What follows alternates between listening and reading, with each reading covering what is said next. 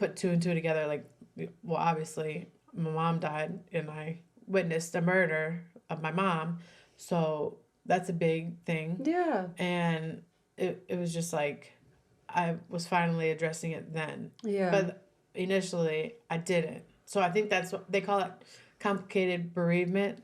I was gonna say complex grieving. Yeah. Yeah. I had to look into that. Yeah. Yeah. And it's just basically like, you didn't go through the grieving process correctly. Yeah. So you're kind of always going to be grieving.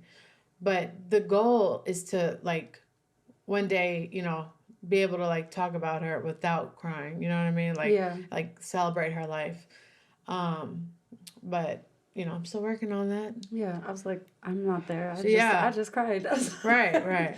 But, yeah, I mean, like, even me, I didn't speak for 3 months. Like, after the whole court shit ended, I fucking fucked off. Yeah. And I genuinely don't remember those 3 months of my life. Like, I literally blacked out from depression. Yeah. Like, and I don't remember. Like, Right. Yeah.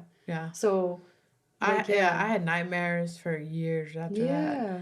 I don't get them anymore, thank God, but it was just, like, the same night, like, over and over. Yeah. Because, like, when I went to therapy, like, finally, and they were like, do you have dreams about it? I was like, not anymore. At this point. Missed it. Yeah. Where were you then? Right. But, so I had to do that all on my own because, no one brought me to therapy or anything. So when everybody else went to therapy, were you offered to go to therapy and you just turned it down? No. No, okay, so they just didn't. Yeah. Yeah. But the thing is like, in our family, taking any sort of medication for mental illnesses or doing therapy is kind of almost frowned upon. Yeah. Like how you said, like in Russian culture, there's no word for mental illness. Like there's words in America, like I guess, in my family. But even still now to this day, when everyone's educated on it. Everyone looks down on me for taking my antidepressants, taking my which panic is fucking medicine. ridiculous. Yeah. And, No, it's like what you were saying, that you didn't grieve in the right way. Mm-hmm. There's no such thing as grieving in the right way. It's just you just grieve. Like, Right. Yeah. So, and also, basically, my friend is going through a really tough time and she's grieving at the moment, and I wanted to see how I can help her. And I read up on it, and it was, like complex grieving. It's, you're just suppressing those emotions, so everybody thinks that you're doing really well. Yeah. And then all of a sudden, it hits you. Years later, it hits you. Yeah. And people are like, it's a bit late now. But you're like, I no. know. That's it's why, like, it's not that's late. why you still get teary-eyed when you talk about the person, because, well, I mean, that's normal anyway, but, like, at a certain point, you're supposed to, like, start, celebrating the life that they had. Yeah. But, for us, it's just, like, I don't know. It was so traumatic. Yeah. Like, it wasn't like, like, we didn't, like, the only thing I had left of her was a voicemail that she left me on the 1st of January, and I didn't even call her back. And she died, 10 days later? And... Yeah, I think it was 9 days later or 6 days later. I feel like I've mentally blocked out that Me day. too. I can't ever remember. Yeah. I remember her birthday, so that's the most important thing. Same. But yeah, it was a voicemail that I didn't even listen to until on that day that she died. I was driving over and I was like, oh, I've got a voicemail from her. Yeah. Literally listening to a voicemail from her on that night. Yeah. And it was like, hey, like, it was just a really nice message. Yeah. And she was like, where the fuck are you? Yeah. Like, me and Eden are here. We miss you. Love you, bitch. Like, Yeah. Yeah, and then I was like, I literally kept that for ages. Yeah. And, now that I'm a mom, it's just like, oh, I wish my mom was here because she would love, to be a grandma. Yeah. Do you feel like whenever you had Issa, it was like that was another trigger in a sense? In a way, because I feel like now I'm afraid that I might die early one day and, like, leave Issa, like... Shit, I didn't even think about that. How my mom left me, like, too soon, Yeah. Like, I don't ever want Issa to, like, be without a mom or a mama, because, like, mama's all I have, you know, like, my other grandma's, like, dementia out, like, very... Yeah. And it's just, my baby daddy left me, so it's just me. So it's like...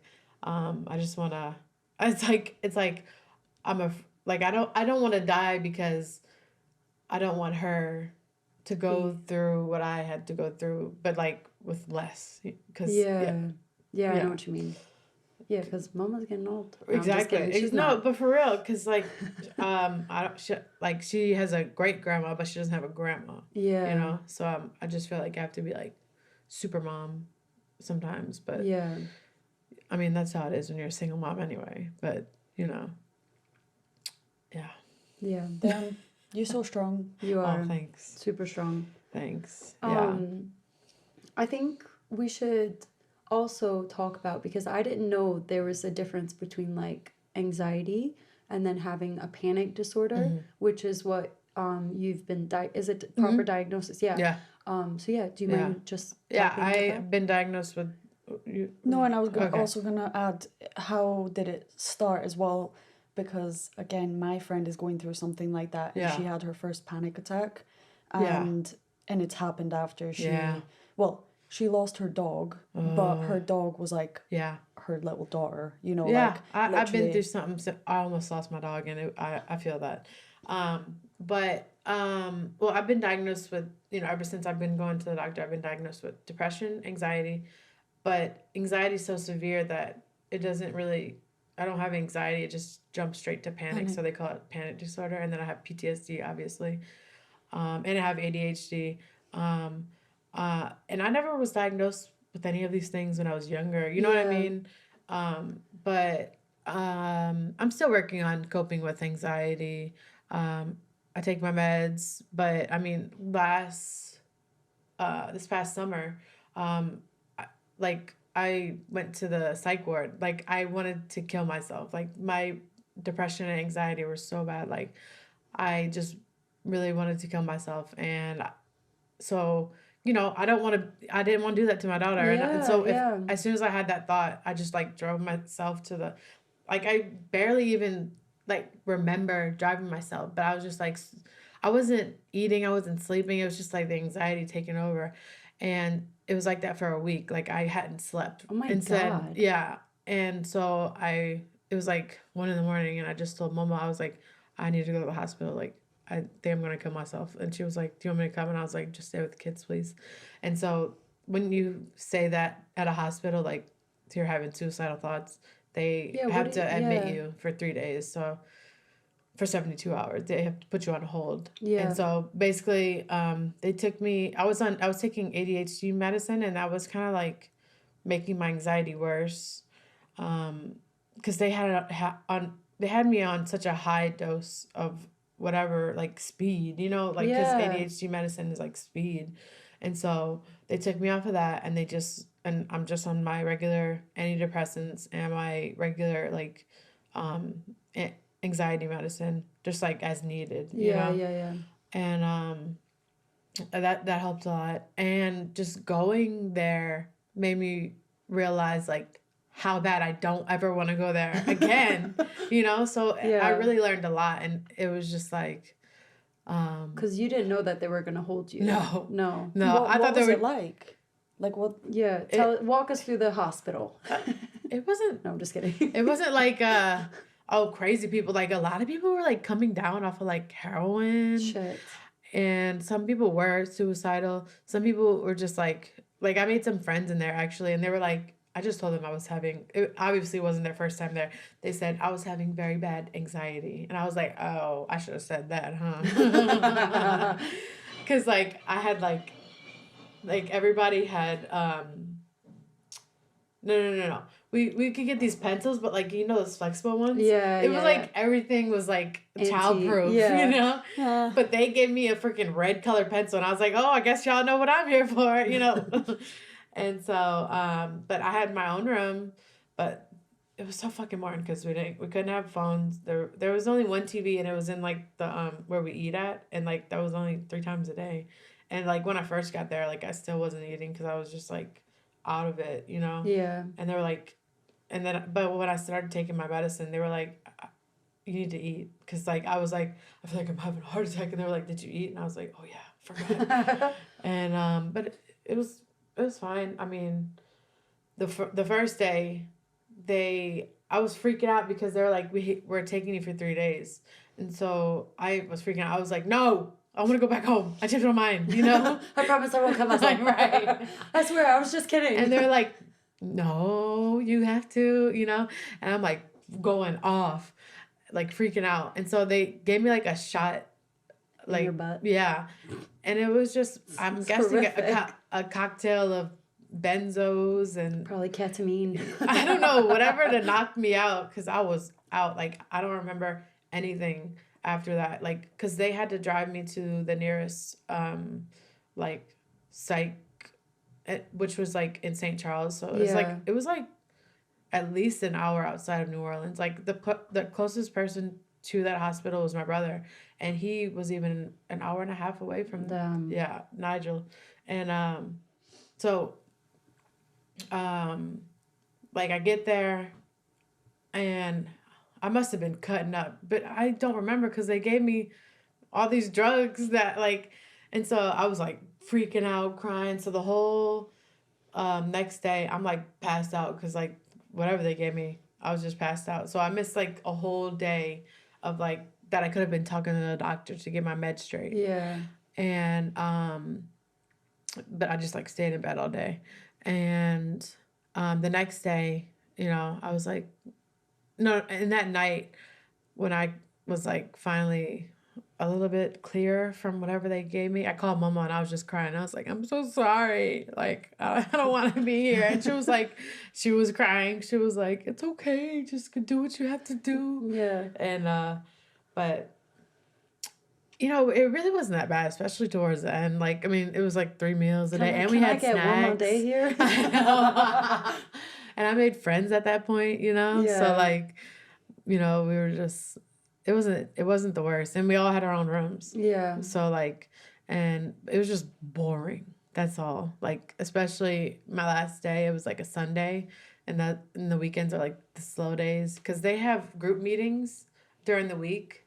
Like, a lot of them. But on the weekends, they only had like one. So I had like nothing to do. Yeah. And we couldn't go in each other's rooms. But they also they didn't have like a common area space for us to like hang out. You know how you see in like movies or whatever? Yeah, like a common room. Yeah, like where you can like play board games or whatever. They had that, but it was like only during breakfast time, lunchtime, you know. Only for the orange pencils. For real. And so it was just boring, honestly. And I was like, if I can't even get a pencil or a journal, like how am I supposed to like grow from this? So they had this really nice nurse one day, and it was like the Saturday I was there, because I got there Thursday night, so all day Friday, that's when I was like zonked out. And on Saturday, this really old nice nurse, she's like, you haven't gone to any groups today? And I was like, no. She was like, have you eaten today? I was like, no. You know, and she was just like so nice. She brought me like I swear 20 magazines. Oh, and I went through nice. them all, bro. Yeah. And then she brought me like a journal, and because you can only use the journals they give you. I don't know why. Like, they said they have a reason for everything they do. Yeah. And she brought me the red colored pencil. I don't fucking know why. And so I just started writing, but it wasn't like.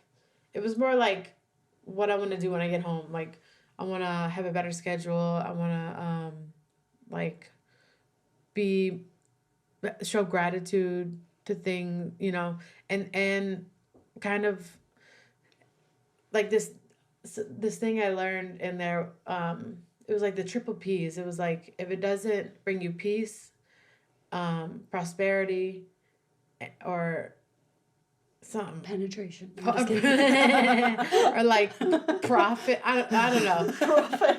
It was like all these positive things. If it doesn't bring you this, then you need it out of your life. Yeah. And so like when I got home, it was just like, you know, I was dealing with like baby daddy drama, and I just like cut that out. Yeah. You know? Yeah.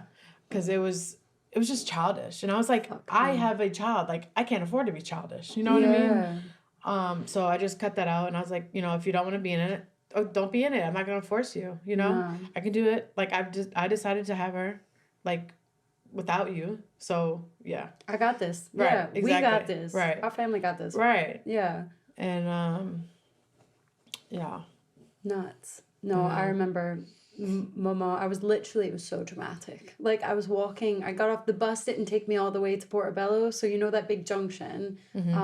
So I was like walking home and it was pissing down rain. I'd just come from your house and it was like pitch black and I was like, oh, I'll just call my mom because I feel